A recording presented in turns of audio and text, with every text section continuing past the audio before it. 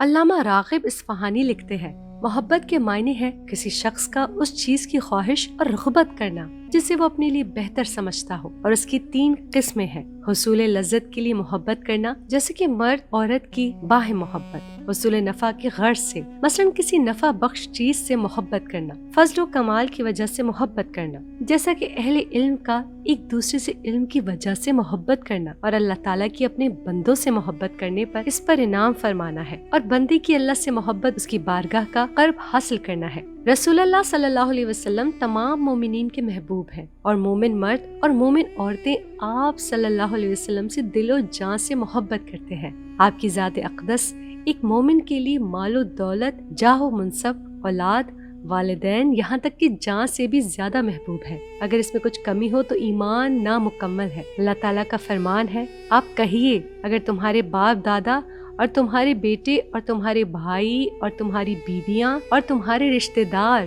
اور تمہارے کمائے ہوئے مال اور تمہاری تجارت جس کی گھاٹے میں جانے کا تمہیں خدشہ لگا رہتا ہے، اور تمہارے پسندیدہ مکانات، الغرض یہ سب چیزیں تمہیں اللہ اور اس کے رسول اور اس کی راہ میں جہاد کرنے سے زیادہ محبوب ہیں، تو تم انتظار کرو حتیٰ کہ اللہ اپنا حکم لے آئے، اور اللہ نافرمان لوگوں کو ہدایت نہیں دیتا۔ اس آیت میں وہ تمام متعلقات بیان کر دیے گئے ہیں جن کے ساتھ انسان کی محبت کا رشتہ قائم ہوتا ہے، اور اسلام نے ان سب کی محبت سے منع نہیں فرمایا۔ ایسا کرنا فطرت کے خلاف ہوتا، کیونکہ ان چیزوں کی محبت انسان کی فطرت میں پیوست ہے، لیکن معیار یہ بتاتا ہے کہ مومن کا محبوب کوئی بھی ہو سکتا ہے، مگر محبوب ترین صرف 3 چیزیں ہونی چاہیے۔ ایک اللہ تعالیٰ کی ذات مقدسہ، دوسری ذات رسالت آپ صلی اللہ علیہ وسلم، اور تیسری اللہ کی راہ میں جہاد اور ایمان تو بہت دور کی۔ اگر کوئی اس معیار محبت پر پورا نہیں اترتا تو دعویٰ بات ہے، اسے عذاب الہی کا انتظار کرنا چاہیے۔ حدیث پاک میں ہے، نبی اکرم صلی اللہ علیہ وسلم نے فرمایا، تم میں سے کوئی شخص اس وقت تک مومن نہیں ہو سکتا جب تک کہ میں اس کے نزدیک، اس کے والدین کے نزدیک، اس کی اولاد، حتیٰ کہ تمام لوگوں سے زیادہ محبوب نہ ہو جاؤں۔ محدثین کرام نے اس حدیث کی شرح میں فرمایا ہے، جس کے دل میں نفس محبت رسول نہیں ہے اس کے دل میں نفس ایمان نہیں ہے، اور جس کے دل میں کمال محبت رسول نہیں ہے اس کے دل میں کمال ایمان نہیں ہے۔ الغرض ایمان کی گراف کی بلندی اور پستی محبت رسول کی گراف پر موقف ہے۔ ایک موقع پر حضرت عمر رضی اللہ تعالی عنہ نے عرض کیا، یا رسول اللہ، اللہ کی قسم، اپنی جان کے سوا آپ مجھے ہر چیز سے زیادہ محبوب ہیں۔ رسول اللہ صلی اللہ علیہ وسلم نے فرمایا، تم میں سے کوئی شخص اس وقت تک مومن نہیں ہوگا جب تک کہ میں اس کے نزدیک اس کی جان سے بھی زیادہ محبوب نہ ہو جاؤں۔ پھر حضرت عمر نے عرض کی، یا رسول اللہ، اللہ کی قسم، اب آپ مجھے اپنی جان سے بھی زیادہ محبوب ہیں۔ تو رسول اللہ صلی اللہ علیہ وسلم نے فرمایا، اے عمر، اب ایمان کا تقاضا پورا ہوا۔ جس مومن کے دل میں اللہ اور اس کے رسول کی محبت نقش ہو جائے، اللہ تعالیٰ اس کو ایمان کی حلاوت عطا فرماتا ہے، اور وہ ایمان کی لذت کو پا لیتا ہے۔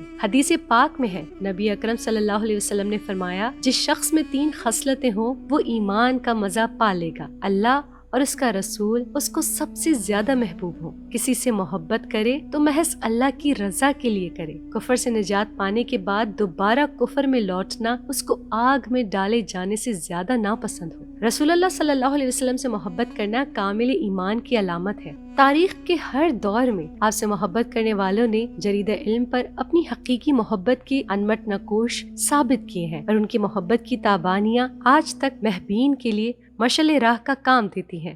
ایک شاعر نے کیا خوب کہا ہے، ترجمہ، جس کا دل حرارت عشق سے زندہ ہو جائے وہ کبھی نہیں مرتا۔ یہی وجہ ہے کہ کتاب کائنات پر ہماری تاریخ کے نقوش ثبت ہیں۔ رسول اللہ صلی اللہ علیہ وسلم سے براہ راست تربیت پانے والے صحابہ کرام کو آپ سے مثالی محبت تھی۔ آپ صلی اللہ علیہ وسلم کا ہر صحابی آپ پر دل و جان سے فدا تھا، مگر چند صحابہ کرام نے محبت کی وہ لازوال تاریخ رقم کی ہے کہ سن کر انسان انگشت بد نہ رہ جاتا ہے۔ رسول کریم صلی اللہ علیہ وسلم کے معیار محبت پر پورا اترنے والے ان غلاموں میں سے ایک حضرت زید بن داسنہ تھے۔ جب کفار نے رسول اکرم صلی اللہ علیہ وسلم سے ان کی محبت کو جانچا تو آپ صلی اللہ علیہ وسلم کے سخت ترین مخالفین نے بھی یہ اعتراف کرنے پر مجبور ہو گئے کہ رسول اللہ کے غلام آپ سے بے حد محبت کرتے ہیں۔ روایت میں ہے، جب اہل مکہ حضرت زید بن دسنا کو قتل کرنے کے لیے حرم سے باہر لے جانے لگے تو ابو سفیان نے کہا، اے زید، میں تم کو اللہ کی قسم دے کر پوچھتا ہوں، بتاؤ کہ کیا تم یہ بات پسند کرتے ہو کہ اس وقت ہمارے خدا کی قسم مجھے تو پاس تمہاری جگہ محمد ہوتے؟ حضرت زید رضی اللہ تعالیٰ عنہ نے کہا کہ یہ بھی گوارا نہیں ہے کہ میں اپنے گھر میں عافیت سے رہوں اور رسول صلی اللہ علیہ وسلم کے پیر میں کانٹا چبھ جائے۔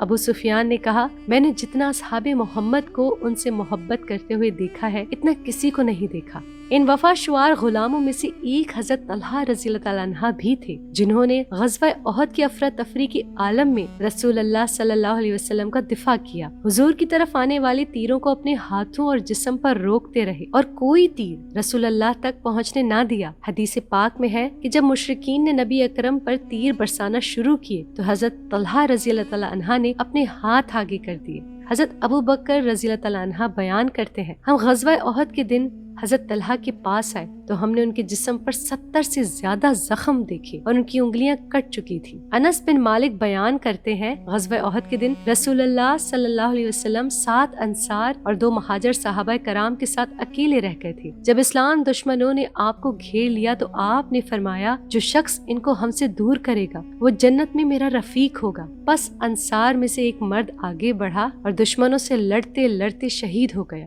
دشمنوں نے آپ صلی اللہ علیہ وسلم کو دوبارہ گھیر لیا، بس آپ نے فرمایا، جو شخص ان کو ہم سے دور کرے گا وہ جنت میں میرا رفیق ہوگا۔ پھر انصار میں سے ایک شخص آگے بڑھا اور وہ بھی دشمنوں سے لڑتے لڑتے شہید ہو گیا۔ یہ سلسلہ جاری رہا حتیٰ کہ 7 انصاری صحابہ شہید ہو گئے۔ حدیث پاک میں ہے کہ جب احد کے دن مشرکین سے دو بدو جنگ شروع ہوئی اور دشمنان اسلام نے رسول اللہ کو گھیر لیا تو حضرت مصعب رضی اللہ تعالیٰ عنہ بن عمیر رسول اللہ کے دفاع میں لڑتے ہوئے شہید ہو گئے۔ حضرت ابو دجانہ رضی اللہ تعالیٰ عنہ آپ کی مدافعت میں لڑے حتیٰ کہ شدید زخمی ہو گئے اور رسول اللہ صلی اللہ علیہ وسلم کا چہرہ مبارک زخمی ہوا، آپ کے دانت مبارک کا کچھ حصہ ٹوٹ گیا، نچلا ہونٹ زخمی ہو گیا اور آپ کے رخسار مبارک خون آلودہ ہو گئے۔ اس دن رسول اللہ صلی اللہ علیہ وسلم نے 2 زرہیں پہنی ہوئی تھی۔ بس رسول اللہ صلی اللہ علیہ وسلم نے فرمایا، ہمارے لیے کون اپنی جان کا سودا کرے گا؟ تب انصار کے 5 جوان آپ کی طرف بڑھے، ان میں حضرت زیاد بن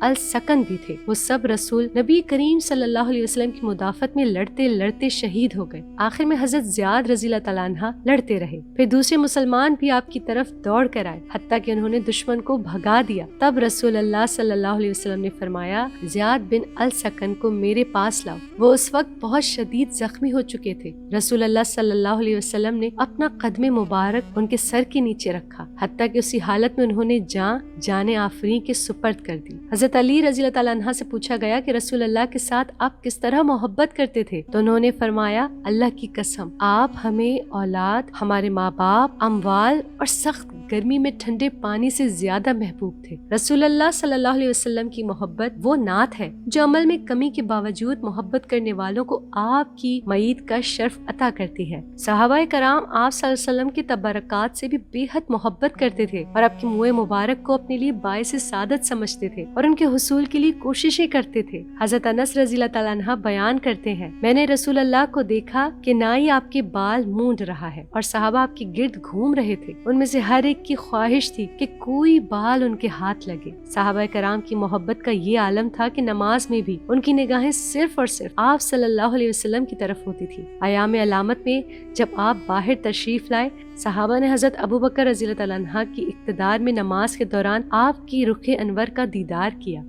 حضرت انس رضی اللہ تعالیٰ عنہ بیان کرتے ہیں، آپ کا چہرہ قرآن کے ورق کی طرح لگتا تھا۔ آپ مسکرائے تو آپ کے چہرہ انور کو دیکھ کر ہم اس قدر خوش ہوئے کہ خدشہ تھا کہ ہم نماز توڑ ڈالیں گے۔